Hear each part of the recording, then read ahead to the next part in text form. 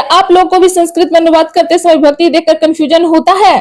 तो रुकिए, यह वीडियो आपके लिए है। मैं आपको एक ऐसी छोटी सी ट्रिक बताने वाली हूँ जिससे विभक्ति वाले संस्कृत अनुवाद करना बहुत आसान हो जाएगा।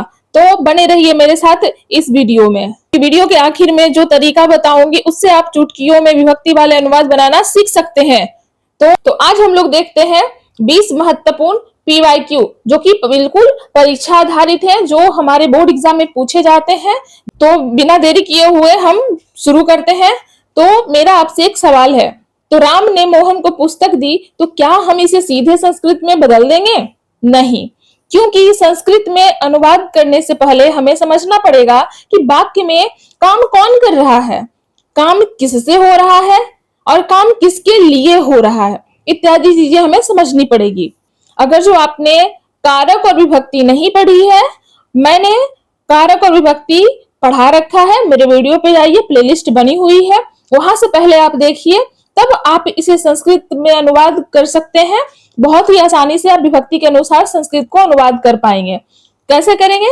जैसे राम ने मोहन को पुस्तक दी, तो राम ने यानी कर्ता राम है हमारा, काम कौन कर रहा है? राम कर रहा है, तो राम हमारा कर्ता हो जाएगा। किसको पुस्तक दी? तो हमारा राम मोहन को पुस्तक दी, तो मोहन हमारा हो जाएगा कर्म, और कर्म में लगती है द्वितीय विभक्ति और कर्ता में लगती है प्रथमा विभक्ति।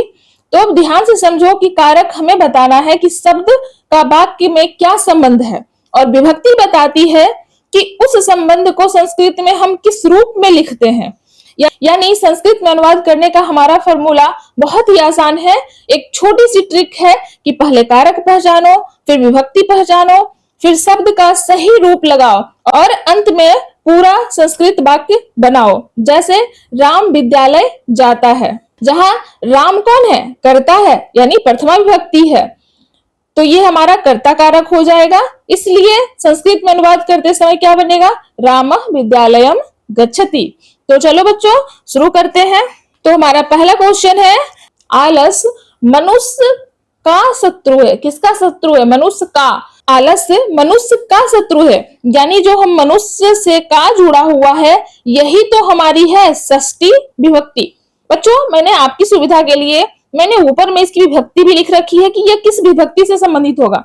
बस आपको विभक्ति पहचाननी पड़ेगी कि वहां किससे रिलेशन बता रहा है। तो आलस का यानी मनुष्य का दुश्मन कौन है? आलस्य है, तो इसमें हम मनुष्य में लगाएंगे षष्ठी विभक्ति। ठीक है, तो यहाँ हम षष्ठी विभक्ति के अकॉर्डिंग क्या करेंगे? अनुवाद करेंगे। तो क्या है होगा हमारा अनुवाद? आलस्यम मनुष्य शत्रु अस्ति, यानी आलस्य मनुष्य का शत्रु है। तो बच्चों ये हमारी षष्ठी विभक्ति है, और षष्ठी विभक्ति में मनुष्य का यानी मनुष्य से उसका संबंध है, तो हम मनुष्य में लगाएंगे षष्ठी विभक्ति। और षष्ठी विभक्ति जैसे हमने बालक शब्द रूप याद किया था, उसी पे ये हमारा आधारित होगा मनुष्य भी, यानी ये भी आकारांत पुल्लिंग है। तो इस चीज को आप मेरा बालक शब्द रूप मैंने ट्रिक से याद करवाया है, आप मेरी उस वीडियो को जरूर देखिएगा।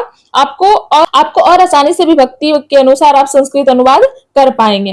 तो यहाँ पर हमारा बनेगा आलस्यम मनुष्य शत्रु अस्ति, यानी आलस्य मनुष्य का शत्रु है। ठीक है बच्चों, फिर नेक्स्ट है, मेरा मित्र पटना में रहता है। कहाँ रहता है? तो पटना में रहता है। इसमें आएगा हमारा अधिकरण कारक, और अधिकरण कारक में हम लगाते हैं सप्तमी विभक्ति, और सप्तमी विभक्ति का पहचान होता है में पर, और में पर क्या है? यह स्थान का बोध करा रहा है, यानी यह जो है वह स्थान के लिए आता है अधिकरण कारक। इसलिए मैंने बोला बच्चों कि आप लोग पहले कारक और विभक्ति देखिए मेरे दोनों वीडियो को, तभी आपको यहाँ यह चीजें आसानी से समझ आएगी।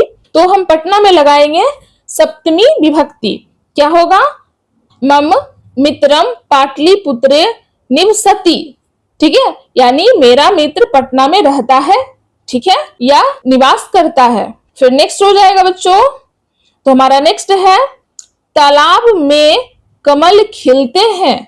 ये सारे एग्जाम्पल्स मैंने प्रीवियस ईयर से लिए हैं, तो आप इनको कॉपी में अपनी जरूर लिखना और इसे आप अभ्यास करना एक बार दो बार, पहले कारक और विभक्ति पढ़ने के बाद पालक शब्द रूप याद कर ले, उसी के अकॉर्डिंग जो भी शब्द आकारांत पुल्लिंग आते हैं उसको याद करें। तो फिर हमारा नेक्स्ट हो जाएगा बच्चों अधिकरण कारक यानी सप्तमी विभक्ति। अभी हमने उसी का एग्जाम्पल देखा था, फिर से उसी का एग्जाम्पल है।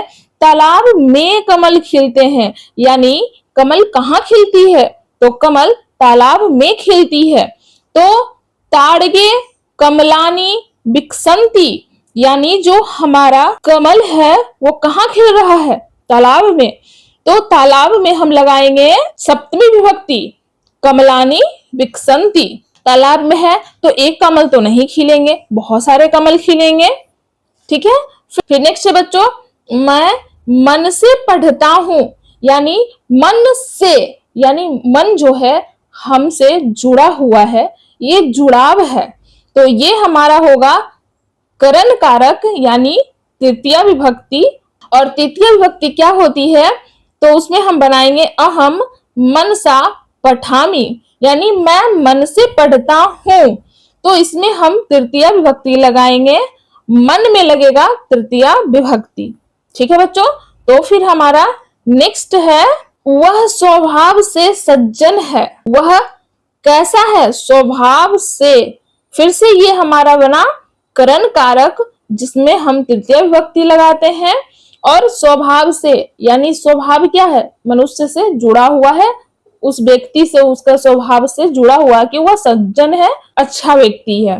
तो इसका हम संस्कृत में अनुवाद करेंगे सह स्वभावेन सज्जनः अस्ति, यानी वह स्वभाव से सज्जन है। ठीक है बच्चों। तो रोहन का भाई सोहन है। तो नेक्स्ट है हमारा रोहन का भाई सोहन है, यानी का भाई, किसका भाई? तो रोहन का भाई, यानी हमारा विभक्ति रोहन में लगेगा। यही तो इसकी ट्रिक है कि हमें पहचानना पड़ेगा कि जो विभक्ति है वो किससे जुड़ी हुई है, यानी विभक्ति का संबंध किससे है, और उस जिससे हमारा संबंध पता चल जाएगा उसी में हम उस विभक्ति को लगा देंगे, जोड़ेंगे। ठीक है। तो हमें पहले कारक पता करनी है और फिर विभक्ति पता करनी है। फिर विभक्ति वाले अनुवाद भी बिल्कुल आसानी से आपके विभक्ति वाले अनुवाद भी कर पाएंगे। ठीक है।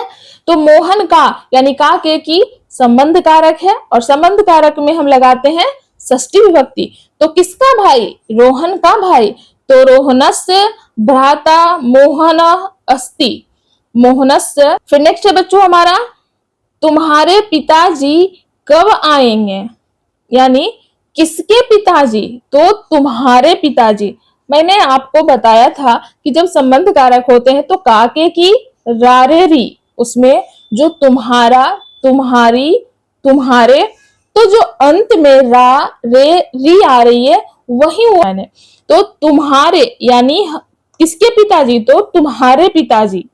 तो हमारा संबंध बताया गया है। तो षष्ठी विभक्ति लगा करके हम इसको क्या करेंगे? अनुवाद करेंगे।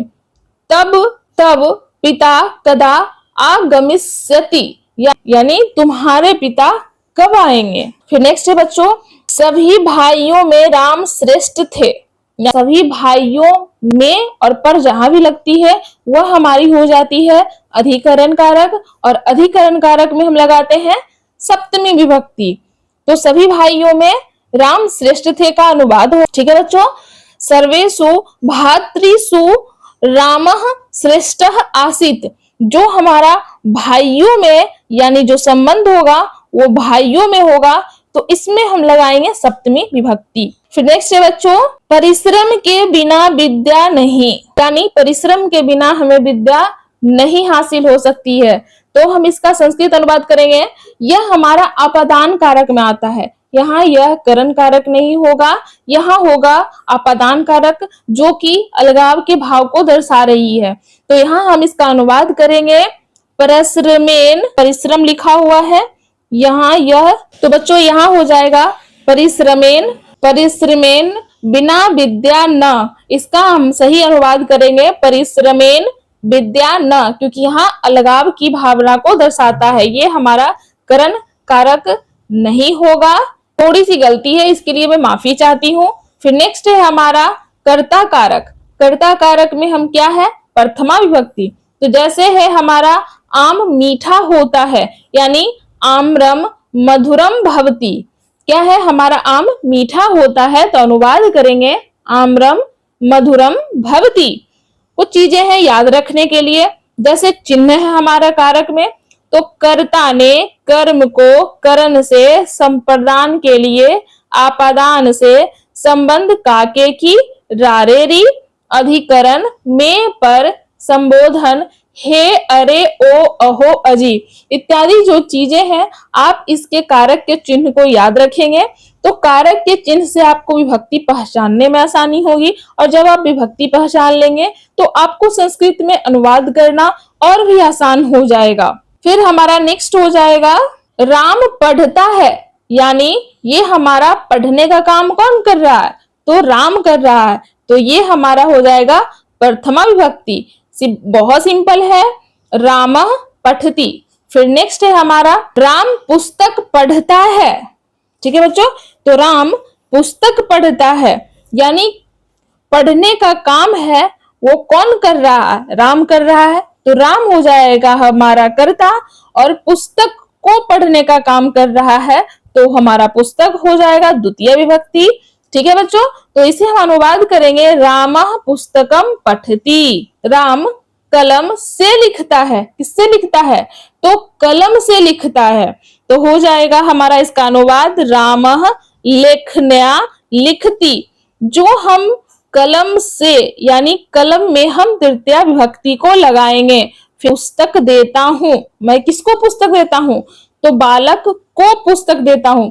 मैंने आप लोगों को संप्रदान कारक में के लिए और को दो चिन्ह बताए थे, तो यह हमारा चिन्ह यहाँ को जो है वह संप्रदान कारक को बता रहा है, और संप्रदान कारक में हम चतुर्थी विभक्ति को लगाते हैं, तो इसका अनुवाद हो जाएगा हमारा अहम बालकाय पुस्तकम ददामी, यानी मैं बालक को पुस्तक देता हूँ। फिर नेक्स्ट है बच्चों पेड़ से पत्ता गिरता है, यानी पेड़ से पत्ता गिरने का जो भाव है वह अलगाव को दर्शा रहा है, और आपादान में हम पंचमी विभक्ति को लगाते हैं, तो इसका अनुवाद हो जाएगा बृहात, तो इसका अनुवाद हो जाएगा वृक्षात पत्रम पतति, यानी वृक्ष से पत्ता गिरता है।